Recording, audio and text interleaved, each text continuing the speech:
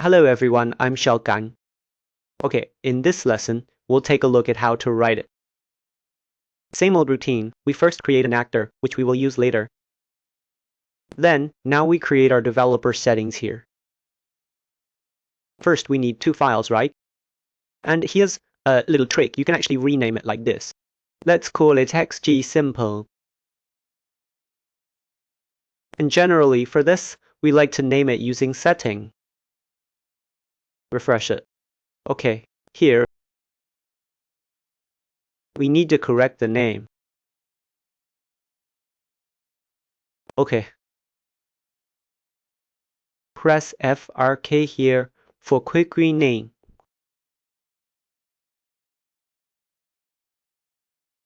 Okay, then let's refresh the project.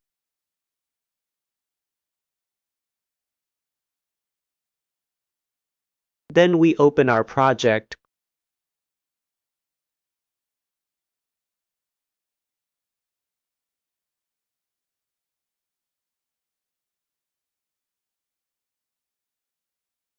Okay, then what do we need to do now?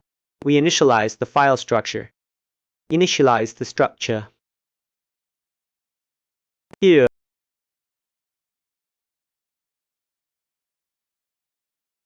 then we include the header file.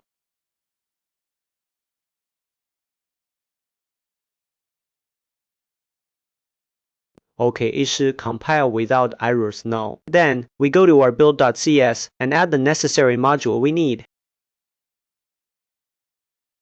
This module is DeveloperSettings. Then we write it in this position.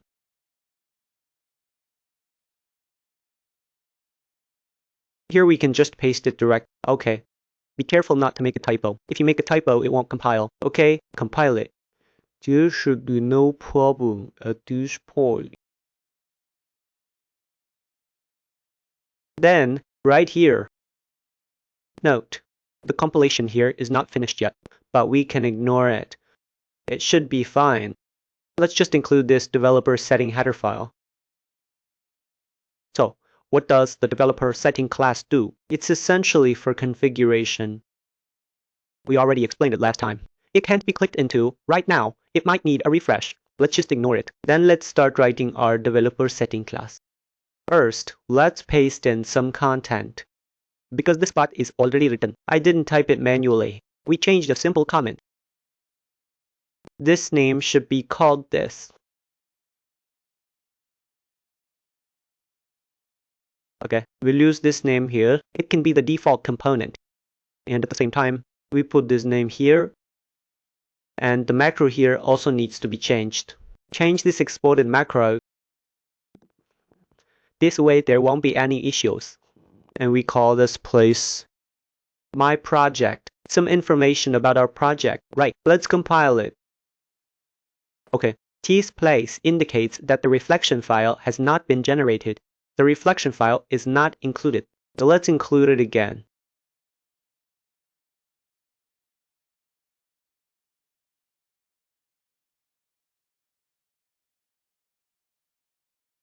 Okay, now we can start writing something. First, let's write a constructor. Because if we have some constructors that need initialization, this part is actually a very common way to write a constructor. You can see it is written this way too. How dare you manage it like this? Because we have explained to you. The constructor, both methods are acceptable. If you are not quite, if you must have a clear rule, which constructor should I use? Then look at its parent class. Look at its developed setting. It uses this constructor, right? Then you can use this constructor as well. That should be fine. That is, if you must give yourself an answer. Some people have OCD. I have this issue too. So when we write code, if you must know the answer, then you can understand it according to this rule. There is no problem. So after the constructor as well, let's write out the destructor too. This is just a habit. Write them all out. Because why do we write this elsewhere? Because we use this elsewhere for resource cleanup. So we should still write it out. But here it's not needed for free. Now we need to refactor these three methods. These three methods are actually these three methods, right? They're mini API, so the place is an export macro, and it's abstract, so you can completely copy them here. Let's delete these. Exporting this red is no longer needed. We directly set an export red on the class. Let's format it.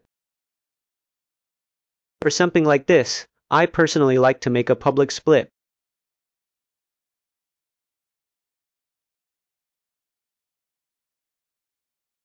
Okay, let's create their implementation separately. Okay, then next we'll go and directly reference our container, right? We just put it into the project because this is only related to the project. And its name, let's just call it XG. It's not a plugin. For example, we put an XG here. Say, it's just our own category. And its section name, we can just keep it consistent with its class name. We paste this class name over, then remove its prefix. Now we can take a look what it looks like in our engine right now.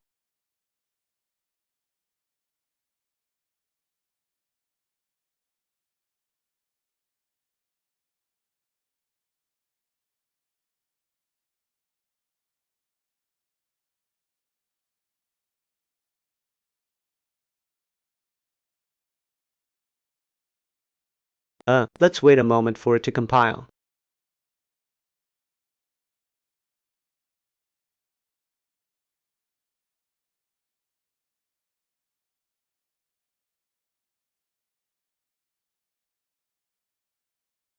You really should learn the engine initialization process as well. There's a foreign guy on Bilibili who has a 2 to 3 minute video on engine initialization. The full engine initialization process starting from begin play. I highly recommend you watch that video. We can see. Now we are in the asset browser. We find this XGA here, but we haven't written any information yet. Right. About this, let me find it for you. This thing is really, really good. Truly highly recommended. From begin play. It's this one. Let me check. Anyway, it's this video 21. Just take a quick look.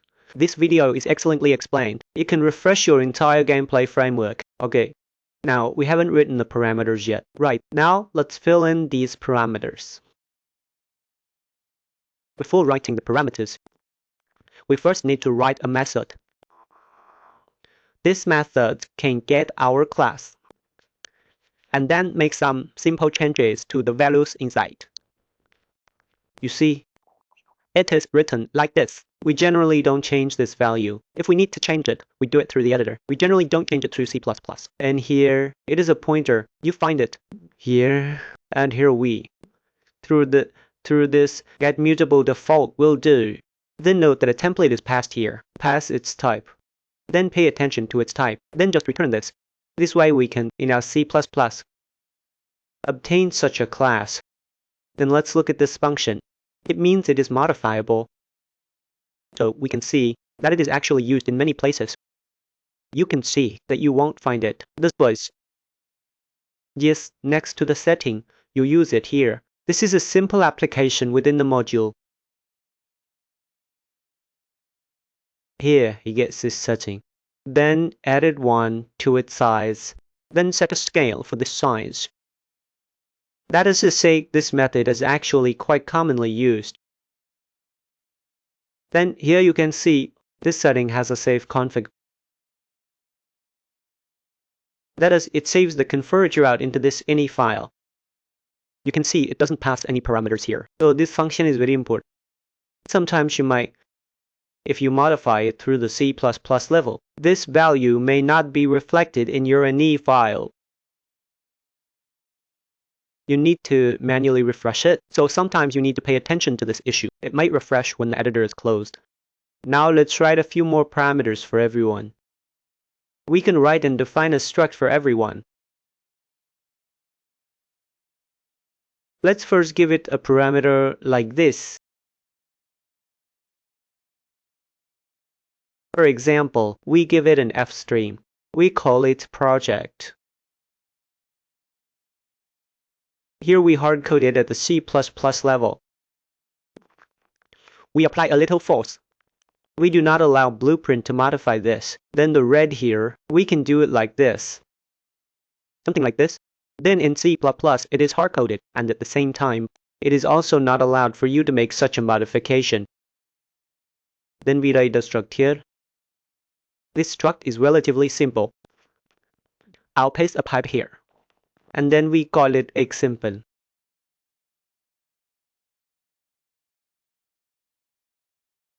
Then we give it a bird. Experiment.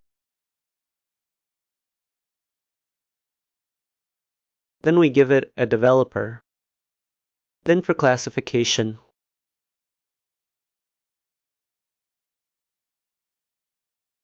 we give it an experiment.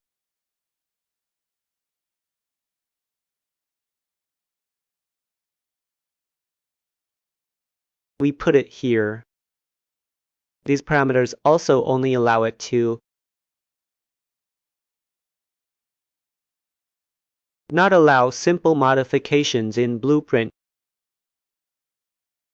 And here we call it simple describer.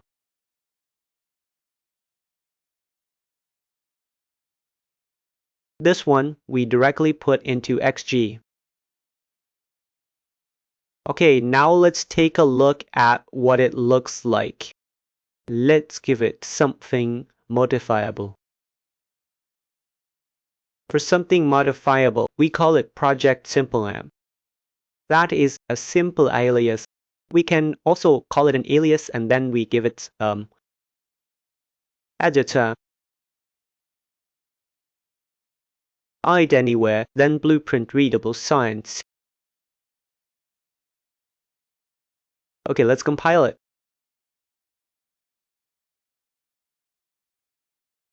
Okay, then there must be some minor issues here. Wait a moment, we can add one. That is, when you use this, there are actually many minor issues. Small details need attention.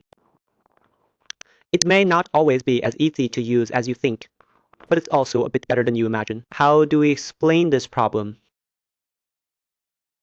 Okay, now let's go back here. You will see that there is a project 13 here.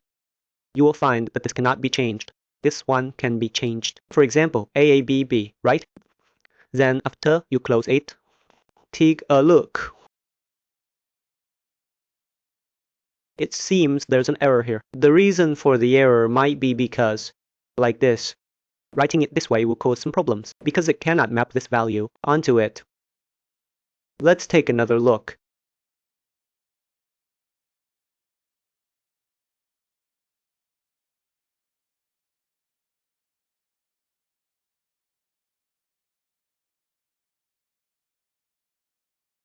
Let's first look at the part that works fine. Look here. You see, this can't be changed anymore, right? And if you modify this, it will throw an error. For example, if we give it an A, that's correct, right? So actually the correct approach is this. You need to add a config here. Let's compile it. Let's check if our editor is written incorrectly. If it's not wrong, then there's no problem. After writing it like this, it can be compiled. Let's take a look at the result. It can now be modified. But writing it this way will introduce some potential issues. We'll demonstrate it to you later.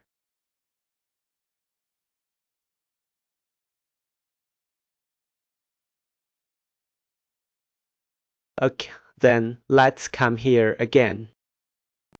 Then we write it here. Here, like this.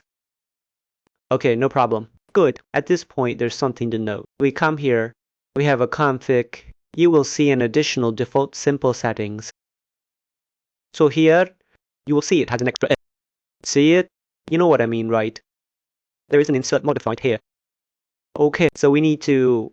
That's all for this lesson. This way, a simple blueprint interaction can be completed, and we haven't created a map yet. So please remember to create the model map first. That's all for this lesson.